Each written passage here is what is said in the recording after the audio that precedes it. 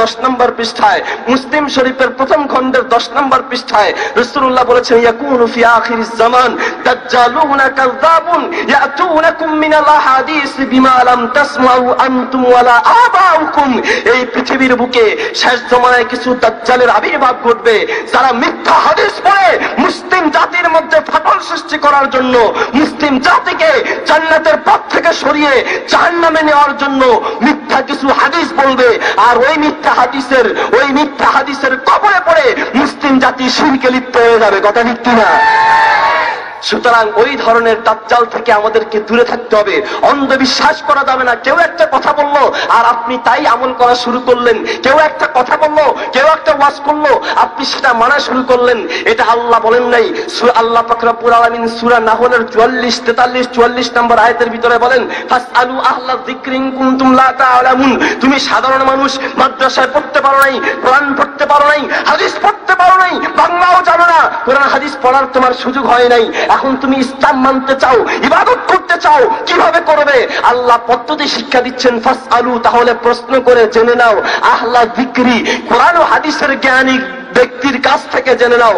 শুধু জানলেই হবে না, বিল বাইয়িনাতি ওয়াস সুবুর, জিজ্ঞেস করার ক্ষেত্রে অবশ্যই তোমাকে জিজ্ঞেস করতে হবে এই কথাটা কোরআন ও হাদিসের কোথায় আছে, কোরআন এবং হাদিসে আছে কিনা।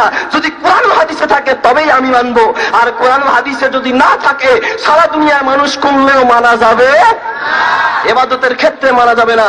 কারণ রাসূলুল্লাহ সাল্লাল্লাহু আলাইহি ওয়াসাল্লাম বলেছেন, বুখারী শরীফ প্রথম খণ্ডের 371 নম্বর পৃষ্ঠা, মুসলিম শরীফ দ্বিতীয় খণ্ডের 77 নম্বর পৃষ্ঠা, মিশকাতের 27 নম্বর পৃষ্ঠায় রাসূলুল্লাহ বলেছেন, মান আহদাসা ফি আমরিনা হাযা মা লাইসা মিনহু ফাহুয়া রাদ্দুন।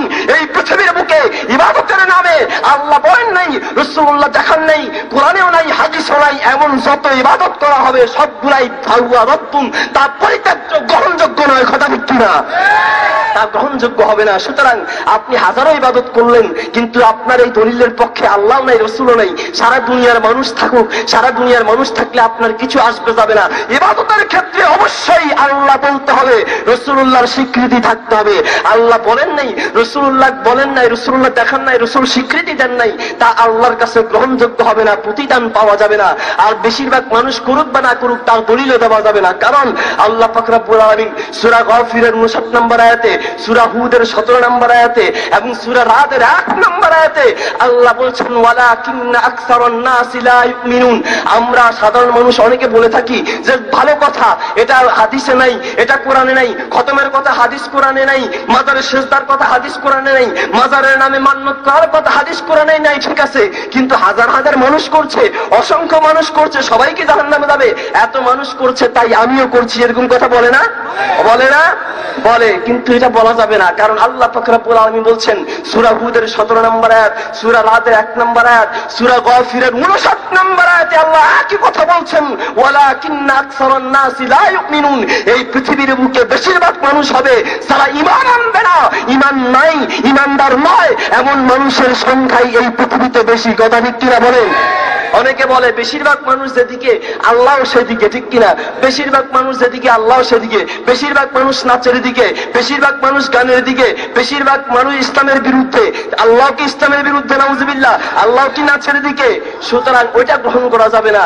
আরেকটা কথা, আমরা মুসলিম সমাজেরা যখন আমাদের সামনে হক কথাগুলোকে তুলে ধরা হয় তখন আমরা বলি যে বাপদাদারা সবাই করেছিল তাই আমরাও করছি। বাপদাদারা কি ভুল করেছিল নাকি? বলি না? অনেক সময় বলি বাপদাদাদের দলিল দিয়ে হক থেকে দূরে সরে থাকা, এটা মুসলিমের চরিত্র নয়, এটা কাফেরের চরিত্র।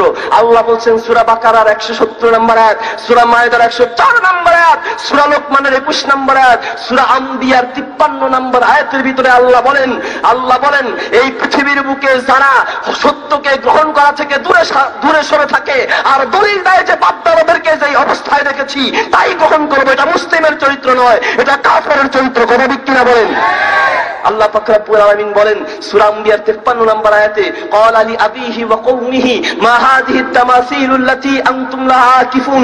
যখন ইব্রাহিম আলাইহিস সালাম তার সম্প্রদায়, কাফের সম্প্রদায়কে বলেছিল, হে আমার সম্প্রদায়ের লোকেরা, মা হাযিহি, এটা কি?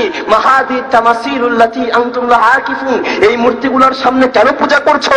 কেন তাদেরকে আকিফুন অবিচল ভাবে ধরে আছো? কেন তাদের পূজা করছো? তখনকার যুগের কাফের মুশরিকরা বলেছিল, ওয়াজাদনা আবা আনা লাহা আবিদিন। আমরা আমাদের বাপ দাদাদেরকে দেখেছি তারা এটার পূজা করত, তাই আমরাও করি। বলেন তো এটা কাদের পরিচয়?